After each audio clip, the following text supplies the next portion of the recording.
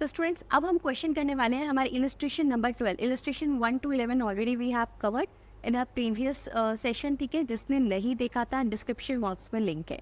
अब illustration number 12 C inter chapter number 1। ये जो क्वेश्चन है ना, ये हमें बताएगा कि पार्शियल इंटीग्रेशन मेथड कैसे अप्लाई होता है। पहला, ये पार्शियल इंटीग्रेशन लगता कब है। देखो, जब भी एग्रीकल्चरल इनकम का केस हो और वहाँ पे दो कंडीशन सेटिस्फाई हो रही हो।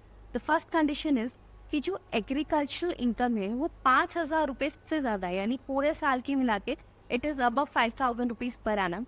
And the second condition is कि जो उसके साथ में उस क्वेश्चन में नॉन एग्रीकल्चरल इनकम दी हुई है वो बेसिक एग्जाम्पशन लिमिट से ज़्यादा है, ठीक है। तो उसके केस में लगेगा partial integration method. Okay, you have to write this complete in the examination, इस बात को ध्यान रखना। नेक्स्ट, पहले तो मैंने क्या दो कंडीशंस आपको बताई है फॉर द पार्शियल इंटीग्रेशन। जो एग्रीकल्चरल इनकम है वो मोर देन ₹5,000 पर एनम है, और जो नॉन एग्रीकल्चरल इनकम है जैसे सैलरी हो गया, हाउस प्रॉपर्टी, पीजीवीपी, कुछ भी, वो जो है स्टूडेंट्स, वो इनकम आपके पास more than basic exemption limit है, ठीक है। जैसे अगर न्यू रैंक की हम बात करें तो 3 लाख से ज़्यादा है, ओल्ड की बात करें तो 2.5 लाख से ज़्यादा है, या फिर जो भी उसकी एज वगैरह दी होगी उसके अकॉर्डिंग चेकआउट कर लेंगे। तो उसके केस में हमें अप्लाई करना है पार्शियल इंटीग्रेशन। पार्शियल इंटीग्रेशन, अब मैं आपको कुछ ना स्टेप्स बताऊंगी, और जब भी हमारे पास पार्शियल इंटीग्रेशन का क्वेश्चन आएगा आपको बिना सोचे समझे बस स्टेप्स अप्लाई करना है एंड आप वो क्वेश्चन इजीली कवर आउट कर लोगे, ठीक है। अब वो स्टेप्स क्या हैं देखो। फर्स्ट ऑफ ऑल, जब भी क्वेश्चन आएगा, ठीक है, तो हमें टैक्सेबल इनकम कंप्यूट करनी है। अब टैक्सेबल इनकम कंप्यूट करने का मतलब है जैसा हम नॉर्मल क्वेश्चन में करते हैं, यानी एग्रीकल्चरल इनकम को एग्जाम्प्ट वगैरह करके बिल्कुल सेम उसी तरीके से कर देना है, ठीक है। लाइबिलिटी नहीं निकालनी। I am not saying you have to find out the tax liability on this step, आपको सिर्फ वो टैक्सेबल इनकम निकालनी है, ठीक है। तो अब आगे जो है वो मैं स्टेप स्टार्ट कर रही हूँ। पहला हो गया computation of taxable income. Now step number 1 for the partial integration, ठीक है, क्योंकि पहला तो वो करते ही नॉर्मली, अब स्टेप स्टार्ट हो रहे हैं उस मेथड के। सबसे पहले आपको टैक्स लाइबिलिटी फाइंड आउट करनी है, ठीक है। या 1 मिनट रुको, ठीक है। इसको इस तरीके से लिख लो जिससे आपको ज़्यादा अच्छे से इसको क्लैरिटी रहेगी माइंड में। तो पहले पॉइंट पे स्टूडेंट्स आपको क्या करना है, आपको टैक्स लाइबिलिटी निकालनी है। किसकी टैक्स लाइबिलिटी? ये टैक्सेबल इनकम की? नहीं, you have to find the tax liability of जितनी भी हमारे पास नॉन एग्रीकल्चरल इनकम है प्लस जो एग्रीकल्चरल इनकम है, यस, उसको भी टैक्स लगाना है, ठीक है। तो नॉन एग्रीकल्चरल इनकम और एग्रीकल्चरल इनकम पे जो है आप यहाँ पे टैक्स लगा दोगे, क्लियर। अब एग्रीकल्चरल इनकम एक होती है कि मान लो मैं कह रही हूँ कि एक साल में उसको 4,80,000 रुपीज़ मिले, एक्सपेंस हुआ था 1,50,000 का, तो कौन सी लेंगे? नॉर्मल जैसे पीजीवीपी में करते हो कि जितने एक्सपेंडिचर है सबको माइनस करने के बाद that is the net agricultural income, ठीक है। तो इसको हम कहते हैं नेट 1 वाली देख ली है, इसकी टैक्स लायबिलिटी फाइंड आउट कर ली। उसके बाद स्टूडेंट्स हम क्या करेंगे, हम टैक्स लायबिलिटी निकालेंगे, ठीक है। अब किसकी टैक्स लायबिलिटी देखिए, 1 मिनट रुको,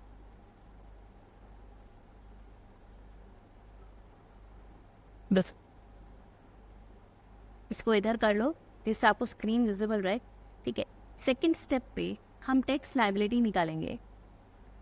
हमारी जो एग्रीकल्चरल इनकम आई है वही नेट वाली है, प्लस उसमें जो भी उस पर्सन के अकॉर्डिंग बेसिक एग्जाम्पशन लिमिट है वो ऐड कर देंगे। फॉर एग्जांपल मान लो एग्रीकल्चरल इनकम आ गई 2,50,000, ठीक है।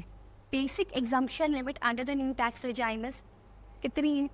अब बोलो 3 लाख है। सो 2,50,000 प्लस टैक्स 3 लाख, 5,50,000, इसकी टैक्स लायबिलिटी निकाल लो। ये स्टेप्स हैं ऐसे कि ऐसे आपको यहाँ पे फॉलो करनी है। अब मान लो ये टैक्स लायबिलिटी सपोज एग्जाम्पल लेके बोल रही हूँ 10,000 आई और ये टैक्स लायबिलिटी आई 9,000, ठीक है।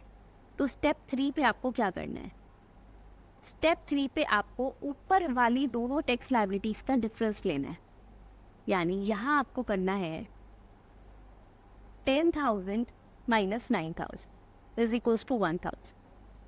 ये आ गया। अब ये आ गया हमारे पास। इसके बाद हमें चेक करना है क्या यहाँ पे रिबेट लगती है 87A की। 87A की रिबेट, मान लो न्यू वाले क्वेश्चन हम न्यू टैक्स रिजाइन के अकॉर्डिंग कर रहे हैं, तो इसमें हम क्या करते थे, क्या उसकी टैक्सेबल इनकम जो सबसे पहले मैंने यहाँ पे कंप्यूट करी थी, एक्चुअल तो यही है ना, बाकी तो मेथड के लिए किया, क्या ये जो टैक्सेबल इनकम है अगर ये 7 लाख तक है तो रिबेट लगा दो 87A की। अगर क्या यहाँ पे सरचार्ज एप्लीकेबल हो रहा है, उसकी टोटल इनकम 50 लाख से भी ज़्यादा है, वो चेक करो। उसके बाद जो भी आएगी टैक्स लायबिलिटी, इस पे हेल्थ एंड एजुकेशन सेस लगा दो। ठीक है, तो बेसिकली 3 स्टेप्स हैं। पहली, टैक्स लायबिलिटी कंप्यूट होगी on the non agricultural income as well as agricultural income. Second, tax liability of agricultural income plus the basic exemption limit. Third, दोनों tax liabilities का difference. Clear? Now let's do the question. अब आप देखना, सिर्फ ये step लगाने से question easily solve out हो जाएगा। मैंने पहले क्या था आपको, देखो, mister X a resident has provided the following particulars of his income for previous year 23-24। Income from salary computed है 4,80,000। Income from house property computed 2,50,000। Agricultural income दी हुई है, लैंड है जयपुर में 4,80,000 और उस पर एक्सपेंसेस हुए हैं 1,70,000 के। आपको निकालनी है टैक्स लायबिलिटी। ठीक, अब बुक में दोनों तरीके से दिया हुआ है, न्यू रिजाइन, ओल्ड रिजाइन। हम क्या कर रहे हैं, न्यू से मैं आपको करवा रही, ओल्ड से आपका होमवर्क रहेगा, आप करके देखोगे। डाउट आया तो definitely you can ask me. Now let's do the question. देखो, सबसे पहले क्या देखना था मैम, टोटल इनकम देखनी थी। आओ फिर टोटल इनकम देख लेते हैं। अब स्टूडेंट्स, स्क्रीन विजिबल है आप सबको? स्क्रीन विजिबल है? ठीक है। अब टोटल इनकम कितनी आ रही है उसकी, उसने कहा सैलरी से जो इनकम आई है, मैं परफॉर्मर नहीं बता रही, परफॉर्मर ऑलरेडी हम प्रीवियस क्लास में देख चुके, तो वो आपको आता है। ठीक है, तो वो टेबल वाला मैं नहीं बता रही, डायरेक्ट क्वेश्चन कर रही हूँ जिससे टाइम सेव हो सके और सारे क्वेश्चन सॉल्व हो सके। सैलरी है 4,80,000 की। हाउस प्रॉपर्टी से इनकम आई है उसको, कितनी इनकम है, 2,50,000 की। ठीक है, सबसे पहले मैं टैक्सेबल इनकम कंप्यूट कर रही हूँ, जिस पे नॉर्मली जो हमारी इनकम वैसे होती है। ओके, देन एग्रीकल्चरल इनकम कितनी है, दैट इज 4 लाख। एक मिनट चेकआउट कर लेते हैं, 4,80,000। अब क्या एग्रीकल्चरल इनकम पे टैक्स लगता है? वैसे नहीं लगता, वो एग्जाम्प्टेड होती है under section 10 clause number 1। I hope याद है सबको, है ना, सेक्शन 10 का पहला क्लॉज नंबर 1। तो लेस कर दो यहाँ पे 4, एक मिनट रुको, पहले इसमें से एक्सपेंस माइनस कर लो 1,70,000 का, ये आगे 3,10,000। उसके बाद एग्जाम्प्ट कौन से सेक्शन में एग्जाम्प्ट है, अंडर सेक्शन 10 क्लॉज नंबर 1, 3,10,000, तो ये आ गई मिली। ठीक है, इसके अकॉर्डिंग हमारे पास जो टोटल इनकम बन रही है वो बन रही है 4,80,000 प्लस 2,50,000, दैट इज 7,30,000। लिखो यहाँ पर 7,30,000। ठीक है, तो एक काम तो हो गया कि हमारे पास 7,30,000 से इनकम है, ये हमें पता चल गया। ये देखो यहाँ पर दिए। सेकेंड स्टेप पे मैंने आपको बोला था स्टूडेंट्स की वहाँ में क्या करना है, एग्रीकल्चरल और नॉन एग्रीकल्चरल इनकम को एडअप करके उसकी टैक्स लायबिलिटी निकालनी है। आओ ये भी कर लेते हैं। तो अब स्टेप 1 स्टार्ट हो रहा है। एग्रीकल्चरल इनकम कितनी आई है मैम, नेट एग्रीकल्चरल इनकम है 3,10,000 ना, 480 में से 170 गए, तो 3,10,000 प्लस और कितना है हमारे पास 7,30,000, that is a non agricultural income, तो टोटल आ गया 10,40,000। इसके ऊपर टैक्स लायबिलिटी निकालेंगे। मैंने बोला मैं न्यू रिजाइन से कर रही हूँ, ऊपर लिख दोगे default tax resign under section 115 BAC यानी न्यू रिजाइन। अब इसमें क्या रहता था, अप टू ₹3 लाख निल। अगर चैनल पे न्यू हो स्टूडेंट्स तो प्लीज़ सब्सक्राइब कर लेना, पूरा ICAI का स्टडी मटेरियल सॉल्व करने वाले हैं, DTB IDTB। ओके, ठीक है। और जिन भी स्टूडेंट्स को सिर्फ इंग्लिश लैंग्वेज में देख रहे हैं, वो वांट टू अंडरस्टैंड दिस इन 100% इंग्लिश लैंग्वेज, तो सारे लेक्चर जो है वो इंग्लिश में भी आने वाले हैं। ठीक है, सो जिस लैंग्वेज में कंफर्टेबल हो यू कैन वॉच इट, बस अच्छे से एग्जाम्स क्लियर कर लो। नेक्स्ट 3,01,000 से लेकर 6 लाख तक 5%, मैंने बोला था हर 3 लाख पर 5% बढ़ेगा, तो 6,01,000 से लेकर 9 लाख तक 10%, और 9,01,000 से लेकर हमारे पास 10,40,000 है ना, तो 10,40,000, वैसे 12 लाख तक ही रहता है 15%। ये टैक्स रेट से इसके अकॉर्डिंग आप टैक्स निकाल लो, ठीक है। अब यहाँ पर आ गया, तो पहला तो नील हो गया। सेकेंड में स्टूडेंट 3 लाख से लेकर 6 लाख तक 5% आया, यानी कि 3 लाख रुपए है। 3 लाख पर 5% 15,000।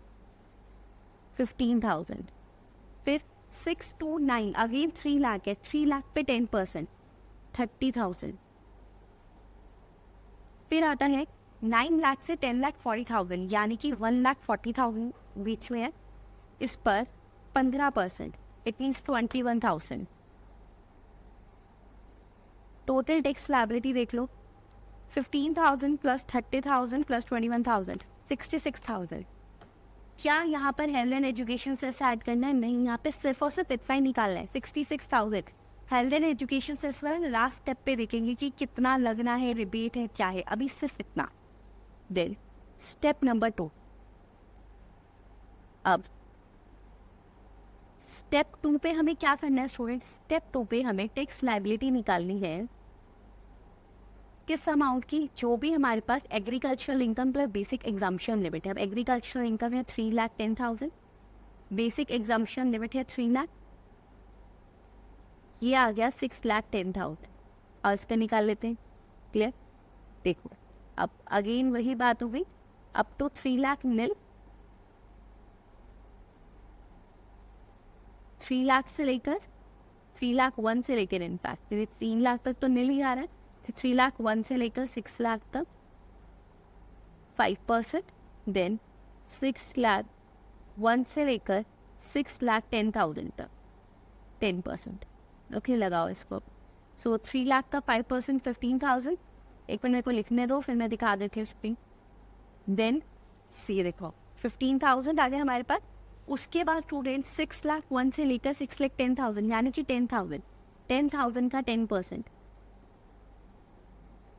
10,000 का 10%, 1000, ये आ गया 16,000।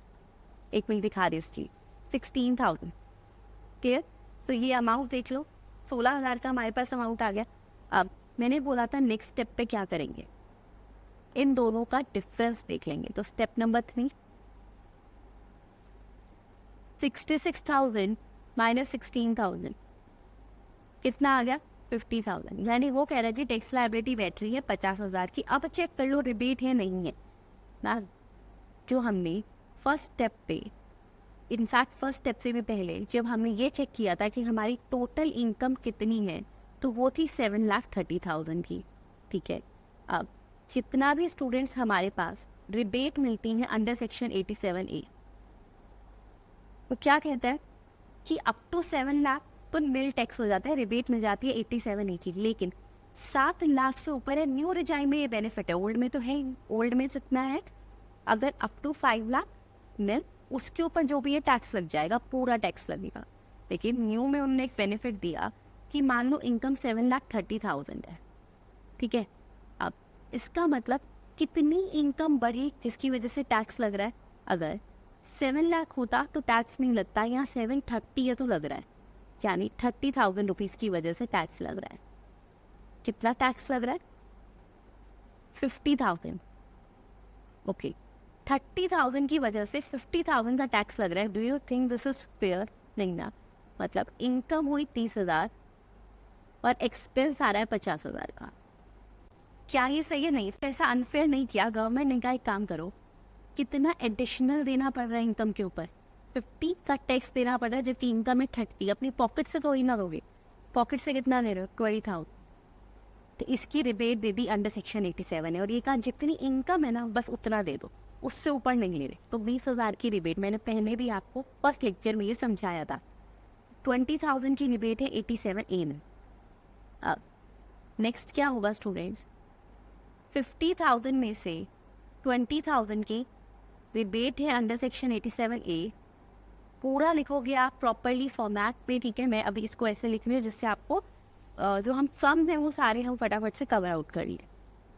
तो ये आ गया 30,000। सरचार्ज है नहीं, क्योंकि टोटल इनकम 50 लाख से कम ही है, क्लियर। तो 30,000, इस पर हेल्थ एंड एजुकेशन सेस लगा दो। कितना लगता है? 4%। 30,000 का 4% 1200, ठीक है। तो टोटल हमारी टैक्स लायबिलिटी आ गई 31,200। ये था हमारे पास हमारी इलस्ट्रेशन नंबर 12, जिसके साथ हमारा जितने भी इलस्ट्रेशन थे चैप्टर नंबर 1 के वो भी यहाँ पे कवर हो गए, ठीक है। अब हम करेंगे हमारे बैक क्वेश्चंस। ये स्टूडेंट आपको होमवर्क है कि आप इसका जो है ओल्ड डिजाइन में भी करके देखो, और जिसमें उसकी नेक्स्ट एज थी है वो भी करके देखो, ठीक है। आ जाइए अब एक बार। On this part, test your knowledge, basic concepts, page number 1.95. First question आता है, who is an SSC explain. SSC कौन होता है? फटाफट से ज़रा वो एक्सप्लेन करेंगे मुझे। मैं दोबारा बोल रही हूँ, प्लीज़ अगर अभी तक भी आपने नहीं जो है सब्सक्राइब किया चैनल, तो सब्सक्राइब कर लो। हम पूरा ICAI स्टडी मटेरियल यहाँ सॉल्व करने वाले हैं, और साथ ही बहुत सारे इंटरेस्टिंग और भी क्वेश्चन सॉल्व करेंगे, ठीक है। और अगर आपकी किसी भी फ्रेंड को जनवरी 2025 के में क्लास लेनी है, फास्ट ट्रैक बैच लेना है, तो वो भी बहुत जल्दी हमारी ऐप पर अवेलेबल होने वाला है। They can join that also. मैंने बोला एसएससी कौन होता है, तो देखो सारी डेफिनेशन दी हुई है इनकम टैक्स की सेक्शन नंबर 2 में।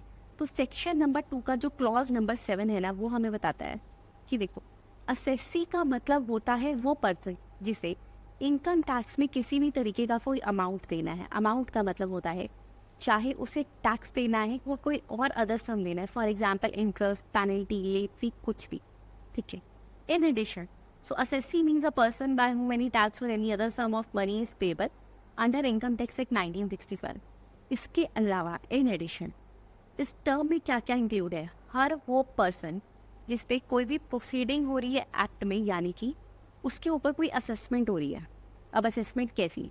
या तो खुद की इनकम की, इज इनकम, या फिर क्लबिंग हो रही है किसी और की इनकम के लिए, उसको असेसेबल कर रही है, ठीक है।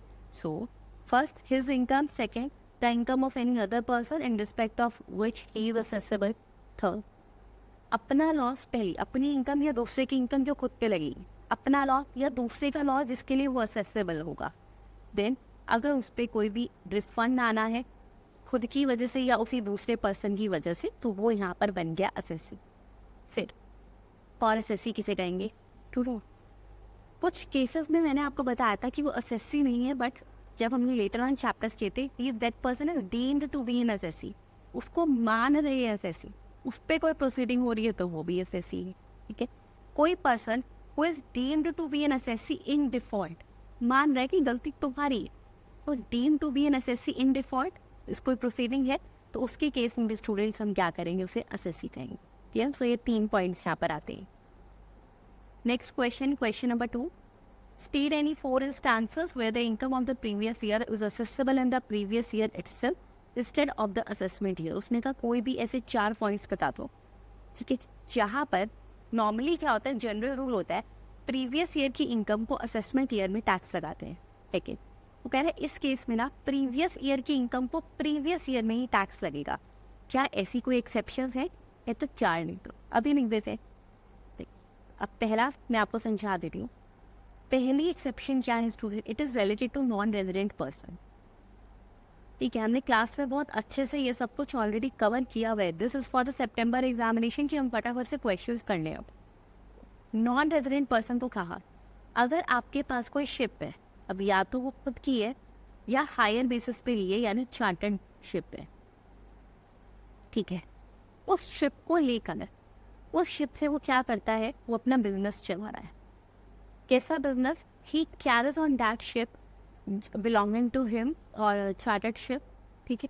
वो उस पर कैरी करता है passengers, livestock, mean the animals और द गुड्स, और उसको लेकर ना वो इंडिया से बाहर जा रहा है, ठीक है। इसकी वजह से उसको कुछ फ्रेट मिल जाता है, उसको उसका किराया मिल जाता है।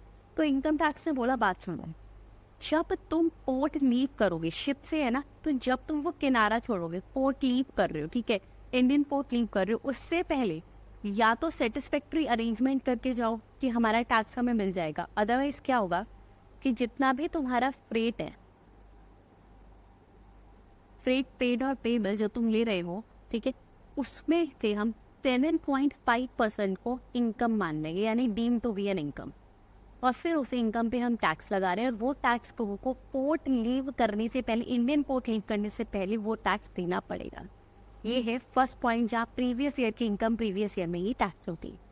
ठीक है, सब कुछ बुक में बहुत अच्छे से एक्सप्लेन किया हुआ है, मैं यहाँ पे आपको एक बार इसलिए रिवाइज करवा रही हूँ कि याद आ जाएगा। सेकेंड हमारे पास आता है केस, जहाँ पर अब स्टूडेंट देखो क्या होता है, एक पर्सन कह रहा है कि मैं ना इंडिया से बाहर जा रहा हूँ, चलो जी चले जाओ, अभी इंडिया छोड़ के जा रहा है, इससे इंडिया में कुछ इनकम अर्न करेगी। असेसिंग ऑफिसर को ऐसा लगा, ज़रूरी नहीं है उसको लगेगा, असेसिंग ऑफिसर को ऐसा लगा कि ये नियर बाय पीरियड में तो इंडिया में वापस ही नहीं आएगा, ये शॉर्टर पीरियड के लिए, लॉन्गर पीरियड के लिए इंडिया से बाहर जा रहा है, तो ये बाहर जाएगा, टैक्स कब देगा जो अभी तक इसने इनकम अर्न करी। तो ऐसे केसेस में स्टूडेंट, अगर असेसिंग ऑफिसर को लगता है, where it appears to the assessing officer that an individual may leave India during the current assessment year or shortly after its expiry and he has no present intention of returning to India, या तो इस year में या shortly अभी year खत्म हुआ एकदम उसके बाद जा रहा है और कोई इंडिया वापस नहीं आ रहा अभी फिलहाल, तो total income of such individual from the period of the respective of the from the expiry of the respective previous year up to the probable date of his departure from India is chargeable to tax is that assessment year. What does it mean? It means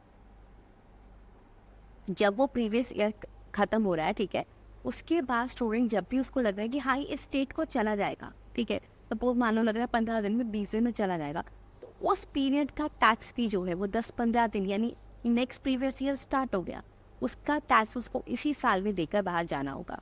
but again the case is, अगर assessing officer को ऐसा लगा तो ऐसा होगा, otherwise नहीं। Third point, कई बार students क्या होता है कि कोई ना एओपी या बीओआई बना लेता है। एओपी बीओआई क्या होती है? एसोसिएशन ऑफ पर्सन या बॉडी ऑफ इंडिविजुअल, और ये एक पर्टिकुलर इवेंट के लिए बनी थी। सपोज मान लो ये जी जिसने जीपीएल करवा लिया, गोकुल धाम प्रीमियर लीग, और इसको ख़त्म कर देंगे, बस इसको करवाने के लिए लोग मिले फॉर द पर्पज़ कि वो कुछ इनकम अर्न कर लेंगे, उनको पता है ये काम हो गया तो हम इसको डिसॉल्व कर देंगे। ऐसे केसेस में अगर वो सेम ईयर या नेक्स्ट ईयर उसको डिसॉल्व कर रही हैं, तो असेसिंग ऑफिसर क्या कर सकता है स्टूडेंट कि जब साल स्टार्ट हुआ after the date of dissolution, क्योंकि नेक्स्ट ईयर भी लेके जा रहे थोड़े टाइम को, तो डेट ऑफ डिसॉल्यूशन तक वो कहेगा कि मुझे इस साल की इनकम जो है ना, इसी साल में मैं टैक्स कर रहा हूँ और असेस कर रहा हूँ, मुझे टैक्स देकर जाना। ठीक है, फोर्थ हमारे पास आता है स्टूडेंट, अगर करंट असेसमेंट ईयर में किया, पहले समझ लो फिर बताती हूँ। देखो नेक्स्ट क्या करते हैं, एक पर्सन के पास एक प्रॉपर्टी है, ए है ये, अब ए अपनी प्रॉपर्टी को बी को ट्रांसफ़र कर रहा है। क्यों? क्योंकि उसको पता था कि अगर मैंने बी को ट्रांसफ़र नहीं करी ना तो मुझे इस पर भारी टैक्स लायबिलिटी बन रही है। सिर्फ ये उसका मोटिव था कि मैं अपनी टैक्स लायबिलिटी किसी और पे शिफ्ट कर दूँ। अगर असेसिंग ऑफिसर को ऐसा लगा कि प्रॉपर्टी जो है, तो अगर असेसिंग ऑफिसर को लगा ना कि ये प्रॉपर्टी को डिस्पोज ऑफ करे just to shift the tax liability, ठीक है, तो उस केस में वो कहेगा कि जब वो पहले वाला प्रीवियस ईयर ख़त्म हुआ, अप टू द डेट जब मुझे लग रहा है कि मैं तुम्हारे लिए इस पर प्रोसीडिंग स्टार्ट करूँ, तो मुझे इस टाइम पीरियड का जो टैक्स है ना वो तो इसी टाइम पीरियड में देकर जाओगे, नेक्स्ट ईयर के लिए मैं वेट नहीं करूँगा। ठीक, during the current assessment year if it appears to the assessing officer that a person is likely to charge, sell, transfer, dispose of or otherwise part with any of its assets to avoid payment of any liability, so the total income of such person for the period of the expiry of the previous year to the date when the assessing officer commences proceedings under this section is chargeable to tax in that assessment year. Okay, next अब हमारे पास आता है story. अगर कोई भी doubt है तो मैंने व्हाट्सएप ग्रुप का लिंक दिया हुआ है, वहाँ भी डाउट्स क्लियर कर सकते हैं। अब 4 केसेस हो गए, बट एक और केस दिया हुआ है, करेंट केस 5 में से 4 है, आप 5 के 5 याद कर रहे हो। ठीक है, अगर पर्सन को लग रहा है, असेसिंग ऑफिसर को लगा, ठीक है, कि कोई बिजनेस या प्रोफेशन जो है उसको डिसकंटिन्यू कर रहे, क्लियर, उसको बंद कर रहे, तो इन दैट केस स्टूडेंट, अगर असेसिंग ऑफिसर को लगता है, it mean at the discretion of the assessing officer it is totally dependent upon the assessing officer. उसको लगे तो वो कह सकता है कि आप जब डिसकंटिन्यू कर रहे हो ना, तो वो जो अभी प्रीवियस ईयर खत्म हुआ up to the date of discontinue, जो टैक्स है मुझे इसी साल में देकर जाना। Clear? Next question is whether the income derived from saplings or seedlings grown in a nursery is taxable। क्या ये टैक्सेबल होती है? कैसे टैक्सेबल नहीं होती? क्योंकि हमने बात करी थी स्टूडेंट्स की इसको हम एग्रीकल्चरल इनकम मानते हैं, ठीक है ना। तो इनकम डिराइव फ्रॉम सीडलिंग्स और सैपलिंग जो नर्सरी में ग्रो हो रही है उसको हम एग्रीकल्चरल इनकम मानते हैं, वो टैक्स से एग्जाम्प्ट होती है। चलिए नेक्स्ट हमारे पास आता है, अच्छा वो कई बार लिख सकता है कि इस सीडलिंग्स और सैपलिंग्स पे ना कोई बेसिक ऑपरेशंस नहीं हुए, वो चाहे नहीं हो, नर्सरी में ग्रो हुई है तो उसको हम एग्रीकल्चरल इनकम ही मानेंगे। Question number 4। अब स्टूडेंट जो भी थ्योरेटिकल क्वेश्चंस है मैं उस पर इतना टाइम नहीं लगाऊंगी क्योंकि मुझे पता है यू नो अबाउट इट। मैं उसका अब तक हिंट दे रही हूँ, और जो प्रैक्टिकल क्वेश्चंस हैं उन पर ज़्यादा टाइम लगाएंगे। रीज़न हमारे पास टाइम अब कम है, इट्स जुलाई, और हमें किसी भी तरीके से जो है अगर 12 अगस्त तक मेरा मोटिव है कि आपका DT खत्म हो तो हम GST स्टार्ट कर पाएंगे ना, ठीक है। सो कॉपरेट करो फटाफट से। फिर भी कोई थ्योरेटिकल क्वेश्चन लगे कि मैम इसको एक्सप्लेन अच्छे से कर दो तो मुझे कमेंट्स में बता देना। मतलब मैं करवा सारे रही हूँ आपको, बट एक्सप्लेन थोड़ा सा ब्रीफ करूँ। So what are the two schools of Hindu law and where are they prevalent? कौन कौन से दो स्कूल थे? दया भागा एंड मिताक्षरा, ठीक है। कहाँ कहाँ होते हैं ये? दया भागा होता है वेस्ट बंगाल और असम, और मिताक्षरा बाकी सब स्टेट्स में। Explain also mention the difference between the two schools of Hindu law. कर लोगे? हो जाएगा कि कौन कौन सी स्टेट है मैंने आपको बता दिया, 2 स्कूल्स बता दिए। उसके बाद बात आती है कि दोनों में डिफरेंस क्या है। So student in that case जो दया भागा जो वेस्ट बंगाल असम है वो कहता है कि भाई ऐसा नहीं है कोई आया कोई बाय बर्थ को जो है को पास में के राइट्स मिल गए, नहीं, जो फैमिली हेड है उसके पास ही रहेंगे, ठीक है। और मिताक्षरा कहता है बाय बर्थ ही हर किसी का फैमिली हिंदू अनडिवाइडेड फैमिली में को पासनरी राइट्स मिल जाते हैं। चलिए what is the difference between an AOP और BOI? सो बेसिक डिफरेंस क्या है? एसोसिएशन ऑफ पर्सन्स में student different category of persons मिल रहे हैं, लाइक फर्म हो सकती है, LLP हो सकता है, HUF हो सकता है, इंडिविजुअल हो सकता है, बट BOI में सिर्फ इंडिविजुअल्स ही मिलते हैं। पर्सन में डिफरेंट कैटेगरी ऑफ पर्सन मिल रहे। बेसिक डिफरेंस और क्या है अब वो सुनो। देखो पहला डिफरेंस मैंने आपको बता दिया कि BOI में सिर्फ इंडिविजुअल मेंबर्स होंगे, AOP में कोई भी पर्सन हो सकता है। फिर बात आती है कि in case of an AOP member जो होते हैं ना स्टूडेंट्स, अगर एक कॉमन विल है, उनकी कॉमन इंटेंशन है तो दे मेक अम वॉलंटरी, वो खुद आ सकते हैं। बट BOI में वॉलंटरी ऑप्शन नहीं होता फॉर अ कॉमन विल, ठीक है। मतलब बेसिकली मैं ये नहीं कहूँगी कि ऑप्शन होता नहीं, आई मस्ट से कि ज़रूरी नहीं है कि कॉमन विल हो ही हो। इसमें क्या होगा, कॉमन विल होनी ज़रूरी है in the case of AOP, but BOI में ऐसा नहीं है। कॉमन विल प्रेजेंट हो ना हो, we can make the BOI, okay. अब ये मैंने सिर्फ डिफरेंस बता दिया है, बाकी ऊपर जो हमने इसका मतलब पढ़ा हुआ है कि AOP के मेंबर्स को क्या कहोगे BOI या इनको दिया हुआ है, वो भी एक बार रीड आउट कर लो। Next, mister Sumit, a resident Indian, earns income of ₹15 lakh from the sale of rubber manufactured from latex. देखो एक सुमित है, वो क्या कर रहा है, वो 15 लाख की इनकम अर्न कर रहा है। कैसी? रबर, वो रबर सेल कर रहा है, ठीक है। मैम ये रबर कैसे आई? स्टूडेंट्स क्या किया उसने, रबर प्लांट से उसके बाद जो लेटेक्स आया ना उसको सेल वगैरह करके उसके पास ही इनकम आ गई। अब कहाँ की इनकम है जी? इंडिया की, okay. And 20 lakhs from sale of rubber manufacture from latex obtain from rubber plant. Rubber plant से लेटेक्स बना, लेटेक्स से रबर, और ये इनकम उसको जो है मलेशिया में हुई।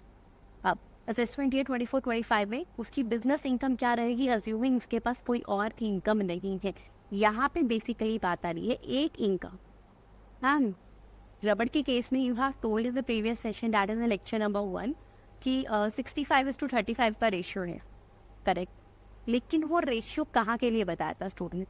क्या वो रेशियो सिर्फ इंडिया के लिए था या वो रेशियो ओवरऑल वर्ल्ड के लिए था कि मलेशिया में इनकम हुई है तो भी ये रेशियो चलेगा? बताओ जल्दी, मैंने क्या बताया था आपने? मैंने आपको बताया था कि ये रेशियो सिर्फ और सिर्फ इंडियन इनकम के लिए है, बाकी के लिए कंप्लीट बिजनेस इनकम मानेंगे। यानी क्वेश्चन पे आ जाएगा, यहाँ पर ये जो 15 लाख की इनकम है इस पे तो क्या करोगे स्टूडेंट्स? मैम इस पे तो 65:35 का रेशियो रहता है, यानी 65% जो है उसको एग्रीकल्चरल इनकम मानते हैं और बाकी को बिजनेस इनकम। सिंपल फंडा था कि इनकम दी हुई है, या तो वो देखता है सेल एक्सपेंस, चलो फिर इनकम निकाल तो उसने डायरेक्ट इनकम दे दी। तो अब 15 लाख पे 35% will be the business income, that is 5,25,000। ठीक है, तो एक तो इनकम ये आ गई, बिजनेस इनकम निकालनी है। सेकंड, मलेशिया वाली 30 लाख अनकट लगा लो, 35 नहीं, मलेशियन इनकम पर ये बेनिफिट नहीं है, वहाँ की पूरी इनकम को इनकम फ्रॉम बिजनेस मानेंगे। ठीक है, तो यानी उसकी टोटल इनकम यहाँ पर जो आ गई, दैट विल बी स्टूडेंट 25,25,000। समझ आ गया, रेशियो सिर्फ और सिर्फ हमारी इंडियन इनकम पे लगेगी, मलेशिया वाली इनकम पे नहीं लगेगी, वो कंप्लीट टैक्स लगेगा। Next, Mr. Raja, a resident Indian, earns income of rupees 10 lakh from sale of coffee grown and cured in India during the assessment year 24-25. His friend, Mr. Shyam, a resident Indian, earned income of 20 lakhs from sale of coffee grown, cured, roasted and ground. जहाँ चाहे एक जना तो coffee को क्या कर रहा है स्टूडेंट, वो ग्रो करके क्योर कर रहा है। मैंने आपको बताया था ग्रो करके क्योर करने पे कॉफ़ी के केस में क्लास में हमने बात करी थी, कितनी बिजनेस इनकम आनी जाती है, रेशियो रहता है 75:25 कि अगर वो कॉफ़ी को ग्रो क्योर रोस्ट ग्राउंड सब कर रहे हैं, यानी बिजनेस वो ज़्यादा कर रहे हैं, ठीक है, तो उसके केस में जो रेशियो रहती है दैट इज 60:40। ये बेसिकली क्वेश्चन उसी पर डिपेंड है कि रेशियो कहाँ क्या लगेगी। यानी दोबारा समझ लो एक बार जिसको नहीं पता, अगर तो स्टूडेंट्स कॉफ़ी के केस में कॉफ़ी को सिर्फ ग्रो किया और क्योर किया, तो वहाँ पर एग्रीकल्चरल इनकम और बिजनेस इनकम की रेशियो क्या रहती है, ये इनकम भी जो है डिफाइंड, ठीक है ना, प्री डिफाइंड रेशियो है, वो रहती है 75:25 कि 75% income is deemed as agricultural income and the balance for 25 is business income. But अगर केस है coffee grow cure then roast और देन ग्राइंड भी कर दी, जो पाउडर आयन पूरा सारा काम कर दिया, तो बिजनेस वर्क ज़्यादा करा, बिल्कुल grinding roasting definitely business work. तो यहाँ के केस में जो रेशियो है एग्रीकल्चरल बिजनेस की वो दी 60:40, यानी 40% इनकम को बिजनेस इनकम मानते हैं कि बहुत बिजनेस एक्टिविटी है, बिजनेस पार्ट ज़्यादा है। तो हमें निकालनी है कि कितनी किसकी इनकम टैक्सेबल है। अब ये जो 10 लाख वाला पर्सन है इसने कॉफ़ी से ग्रो और क्योर कर, तो यानी 75:25 हमें उसकी टैक्सेबल इनकम निकालनी है, बिजनेस इनकम 10 लाख का 25% 2.5 लाख। तो इस केस में राजा को कितनी इनकम पे टैक्स लगेगा, 2.5 लाख पर, और ये जो इसका फ्रेंड है श्याम 20 लाख, 20 लाख पे कितना लोगे स्टूडेंट्स, ज़्यादा वाली रेशियो मैम, क्यों, क्योंकि काम ज़्यादा किया, बिजनेस एक्टिविटी ज़्यादा कर रहा है, तो 40% को बिजनेस इनकम मान लेंगे, दिस विल बी 8 लाख। समझ आ गया क्वेश्चन, क्लियर है, ये देख लो 2.5 lakhs and the 8 lakhs। Okay, next question, the Jain HUF in Assam comprises of Mister Suresh Jain, उसकी वाइफ है, सन है, डॉटर इन लॉ है, डॉटर है और एक अनमैरिड ब्रदर है। Which of the members of the HUF are eligible for coparcenary rights. HUF कहाँ पर हो, असम में, जैन HUF है, हाँ यानी चलेगा, HUF एलिजिबल है।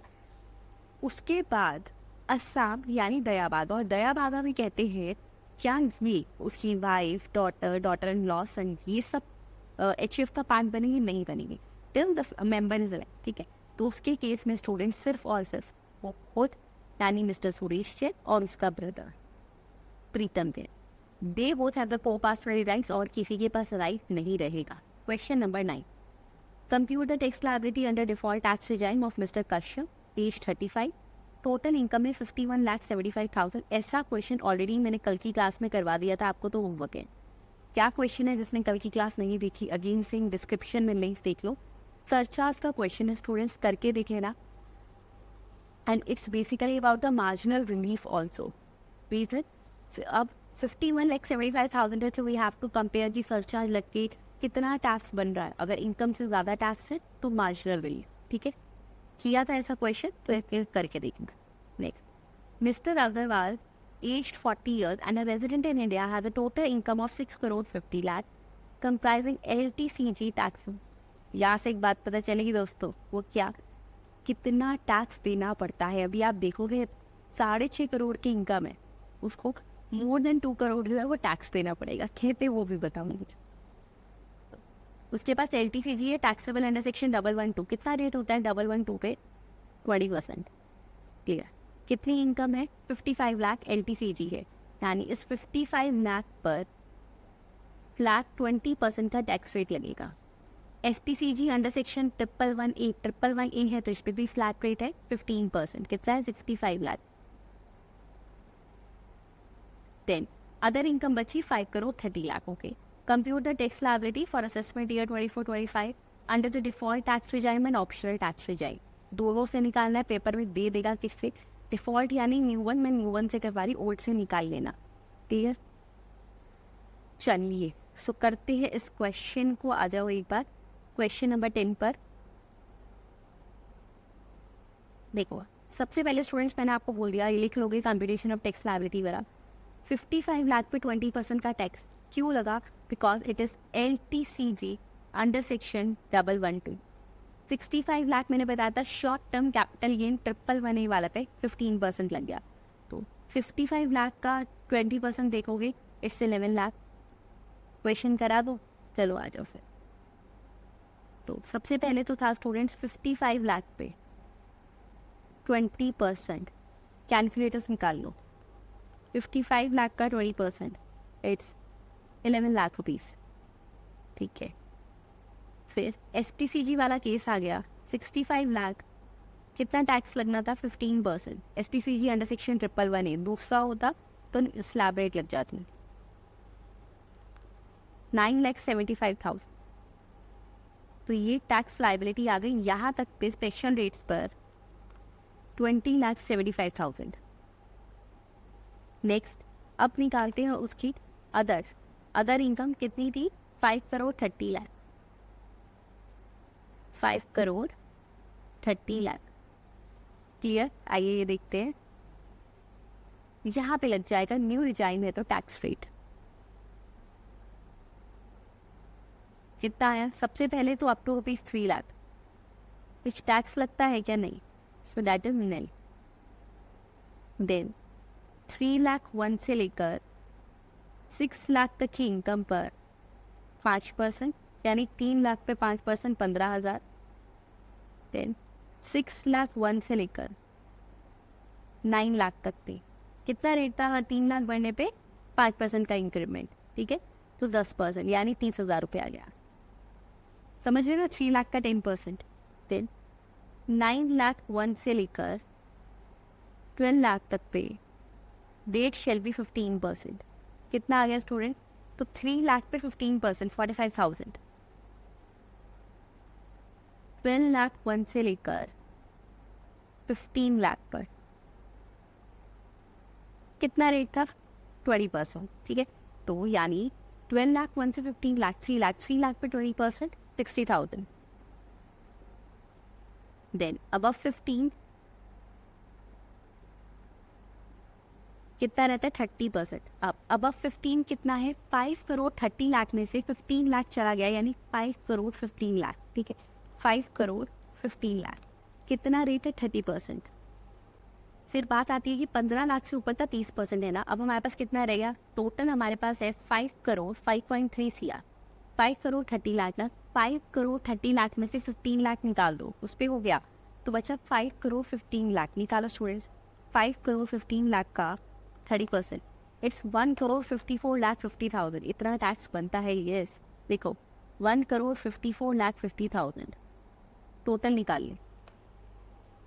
15,000 plus 30,000 plus 45,000 plus 60,000 plus 1 crore 54 lakh 50,000, total आ गया 1 करोड़ 56 लाख।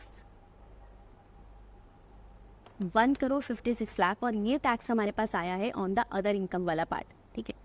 तो टोटल निकाल लें एक बार students, total tax liability 20,75,000 plus 1 crore 56 lakh 20,75,000, 1 crore 76 lakh 75,000 लिखिए, 1 करोड़ 76 लाख 75,000 ये आई हमारे पास टोटल टैक्स लाइबिलिटी, क्लियर। अब इस टैक्स लाइबिलिटी पे हमें ये चेक करना है क्या सरचार्ज लगेगा, लगेगा क्या लगेगा, तो भाई कैसे सरचार्ज की केस में मैंने आपको बताया था, अगर न्यू टैक्स रिजाइम है, ठीक है, और अदर इनकम यानी एक्सक्लूडिंग दैट स्पेशल रेट वाली की 1128 1118, ठीक है, या 1112 ये सब निकाल के, अगर other income is more than ₹2 crore तो अदर इनकम के टैक्स पे सरचार्ज लगता है। सरचार्ज होता है टैक्स के हेड पे टैक्स, ठीक है, तो उसकी टैक्स पे जो सरचार्ज लगेगा डेट विल बी 25%, और वो इस बाकी वाले पार्ट पे यानी कि NTCG STCG 111 वाला पे वो लगेगा 15%, ठीक है। उसी हिसाब से निकालते हैं। अब टैक्स कितना आया यहाँ पे, 1,76,75,000 that is the other income. Tax आया ये अदर इनकम पर। अब इस टैक्स के ऊपर टैक्स लगेगा कितना, 25% लगाओ। सो एड सरचार्ज, ध्यान रखना पहले सरचार्ज ऐड होता है, इसके बाद लास्ट में हेल्थ एंड एजुकेशन से ऐड होता है टोटल अमाउंट पे, ठीक है, गलती मत करना है इसमें। सरचार्ज 1,76,75,000 का 25%, सॉरी ये टोटल आ गया था, एक मिनट इस पे 1,56,00,000 पे अदर इनकम पे, और बाकी जो था हमारे पास 20,75,000 का वो इतना ही था ना, यस LTCG वाला पार्ट, उस पे 15%, ठीक है। निकालना स्टूडेंट, 1,56,00,000 का 25%, it comes to 39 lakh rupees. 39 lakh का तो ये सरचार्ज लग रहा है, और 20,75,000 का 15%, 3,11,250। तो टोटल टैक्स लाइबिलिटी अभी तक कितनी बन गई, 1,76,75,000, 39 लाख और 3,11,250। निकालो इसको, टोटल करो, इसको टोटल करो एक बार। 1,76,75,000 plus 39 lakh plus it's 3,11,250, it comes to 2,18,86,250, ठीक है। नेक्स्ट शीट पे लिख रही हूँ, 2,18,86,250, इस पे लगाओ हेल्थ एंड एजुकेशन सेस, इस टोटल अमाउंट पे टैक्स इंक्लूडिंग द सरचार्ज, इस पे आएगा health and education cess @ 4%, 8,75,450 total निकाल लो। 2,27,61,700। So this is the total tax liability which the person have to pay on this income, यानी मैंने पहले बोला था 6.5 CR अप्रॉक्स इनकम थी और उसको कितना देना पड़ रहा है, 2,27,61,700। This is the answer we got, ये आ गया आंसर, समझ आ गया सबको, ठीक है। अब इसी तरीके से जो है ऑप्शनल टैक्स रिजाइम यानी कि ओल्ड वन में देख लो, पेपर में दोनों नहीं पूछेंगे, कोई एक पूछेगा, ठीक है, या तो न्यू से या ओल्ड से, तो एक बार इसकी प्रैक्टिस कर लो। चलो नेक्स्ट क्वेश्चन देखते हैं। कि पता है अभी आपको हो सकता है कि लग रहा हो कि मैम वही इतना बड़ा क्वेश्चन, बट ये बहुत स्कोरिंग होता है क्योंकि होता कुछ नहीं है, स्टेप्स फॉलो करने और कुछ नहीं है, तो ये इजी भी उतना ही है। Last but not the least question of today's class, illustration number 11। Mr. Sharma, age 62 years and a resident in India, has a total income of 2,30 lakh, comprising LTCG taxable under section 112 52 lakh। इसमें से LTCG है 52 लाख का, यानी 52 लाख पे 20% का tax लगेगा। STCG taxable under section 111 64 lakh, 64 lakh पे 15% लगेगा, और अदर इनकम है 1,14 लाख। सेम है स्टूडेंट्स, जो भी मैंने क्वेश्चन 10 आपको करवाया, बस अमाउंट चेंज है तो उसके अकॉर्डिंग सरचार्ज रेट चेंज होगा, ठीक है। दिस इज योर वर्क हो जाएगा। इसी के साथ मैंने हर टाइप जितने भी चैप्टर 1 से जितने भी टाइप के क्वेश्चंस थे वो भी कर ली, उनकी एक्स्ट्रा प्रैक्टिस भी कर ली। फिर भी कहीं कोई डाउट है so you can definitely ask me. रोज मिलने वाले हैं हम क्लास में स्टूडेंट, जिसमें हम कवर करेंगे हमारा complete DT as well as ICT, ठीक है। Thank you, have a nice day. और वीडियो अच्छी लगी तो कमेंट करना प्लीज़ मत भूलना, और चैनल सब्सक्राइब कर लेना।